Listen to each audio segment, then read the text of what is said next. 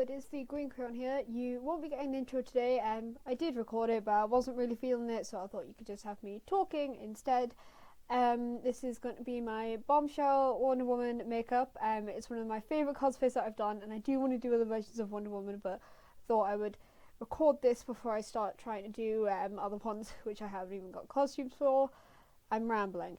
Anyway, the first thing I'm putting on is foundation. All the products will be listed in the description, but you don't have to use these ones. You can like change them out for other things. But yeah, foundation on, rub it in. I prefer to use my hands, but if you want to use a brush or a sponge, whatever, it's up to you. Then I'm using concealer.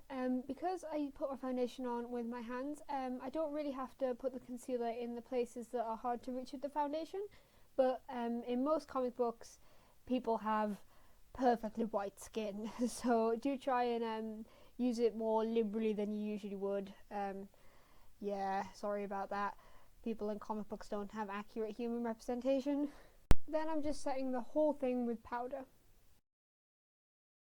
First, I'm colouring my eyebrows in normally, maybe making them a little bit thicker because mine are quite thin. And then I'm rubbing the eyebrow pencil on a lip brush and then just sort of rubbing that over my eyebrows to smudge them out a little bit more, just because she has quite bushy eyebrows and I don't. Then I'm contouring with bronzer on my cheekbones, my chin and my forehead. It looks really orange on the camera, but it really doesn't in real life. I don't know why that happened.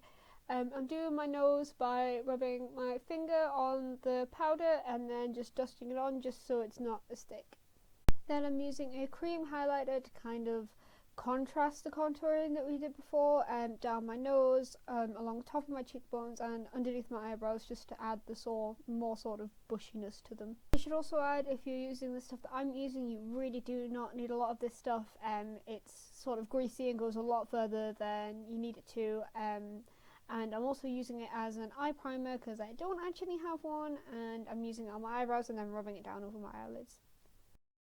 Then just take a silver eyeshadow and use it as a base. This means everything will sort of blend in better, and if you like miss a spot, it just ends up being better. Then I'm using red eyeshadow, which by the way is really hard to find. I had to go to a costume shop to get it in the end, but to make the sort of edge straighter, I'm using just an old credit card that I have, which I've covered in tape, so don't try stealing anything. To make a sort of straight line. This means that you don't have to put tape, which is just awkward and it rips at your skin, and yeah, you can use anything with a straight line really.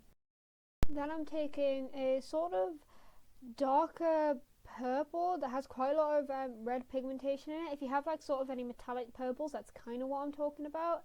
And going over the crease and going over the crease with it. This bit's kind of optional because I don't know if many people have this colour, but if you have it, then go ahead and do it. Pre-warning, my camera ran out of charge when I was halfway through doing this, but you should get the basic idea. I'm just using felt tip liner and doing big sort of cat eyes, and Made You Look does a really good tutorial on this. I'm not very good at explaining it, but I'll link that in the description. The bit that you missed was literally just me doing the other eye and then doing my waterline with a black pencil eyeliner. And as it is winter, it was already really dark by the time I realised that my camera cut me off. So luckily all the important bits are already done, but I'm sorry. Here I'm just curling my eyelashes and then using sort of really volumizing mascara and then a waterproof one, just because if you go to a convention then it'll just stay better, and I would always recommend doing that if you're going to be wearing your makeup for a long period of time. And then I'm colouring my whole lips in with a red lip liner and going over with a highly pigmented red lip gloss. I hope this was helpful. I'm sorry for the lighting, but unfortunately the sun goes down earlier than I'm used to, and I'll reset my body clock at a later date. If you like this video, please check out more, like and subscribe, all that, you know this by now, and check out our Facebook page, facebook.com/decrayons, and comment any requests or questions if you have them. Thank you for watching, bye!